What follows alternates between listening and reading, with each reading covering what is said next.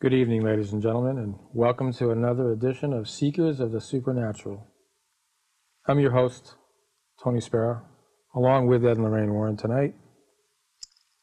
Tonight, ladies and gentlemen, is going to be a little frightening. Frightening in the sense that it happened in a small town of West Pittston, Pennsylvania. And what happened in that small town curdles my hair when I think about what happened to Jack and Janet Smurl, just a regular family that worked hard and tried to make a living for their family. It was a nightmarish experience. Happened approximately 10 years ago, 1986.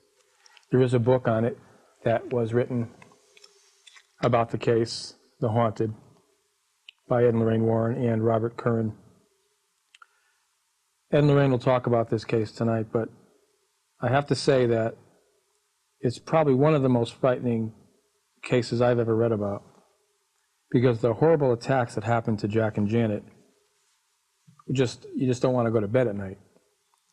So I'd like to open this show with Ed Warren, if I could, and he would explain how he got called and how he got involved in the case. Ed, can you tell us how you started? Yeah. I also would like to mention that this was a movie of the week. Mm-hmm. And that movie was done beautifully. Mm-hmm. The Smurl family insisted that there be no fabrication in that movie at all, no Hollywood hype. Mm-hmm. And it was one of the most frightening cases we've ever been involved in. But I'll never forget the family calling us up, us driving up to West Pittston, and going in. And as a religious demonologist, I do carry relics of saints. I carry a true piece of the cross. And about half hour after I interviewed this family, they told us amazing things. First, how when they moved into the home with the grandparents, this was a duplex house, as you'll see. It's in a coal mining area. And they felt, well, maybe something was happening underneath because of the old mine shafts.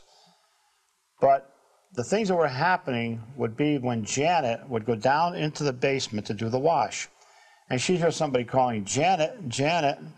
And she thought, sounds like my mother. So she'd run all the way upstairs. She said, yes, Mom, what is it you want? Mm-hmm. No mother there. Mm-hmm. And then she would hear strange sounds from the different corners of the cellar. One of her daughters was making Holy Confirmation. This is a religious rite in Catholicism. And the girl came into the kitchen, and they were all excited about going to the church and having the confirmation. Mm-hmm. There's a huge light up on the ceiling. Now that is bolted to the main beams that are in the kitchen, Tony. That light. Big, heavy bolts right into the main beam. Now this light started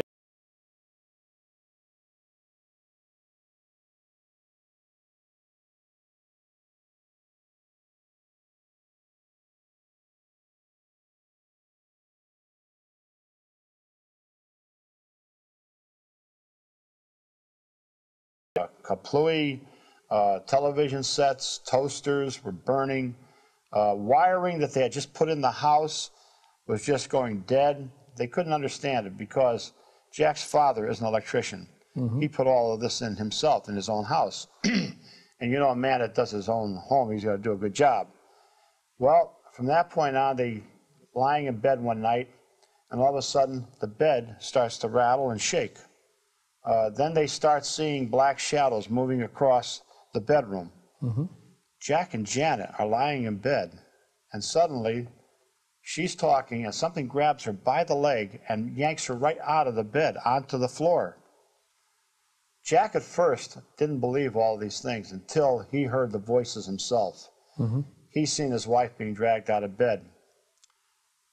Then there's the night when both of them are lying in bed, and both of them rise up into the air, up as high as the ceiling. Just like the Lutz family in Amityville, Long Island, Tony. And they're dropped onto the bed. Mm-hmm.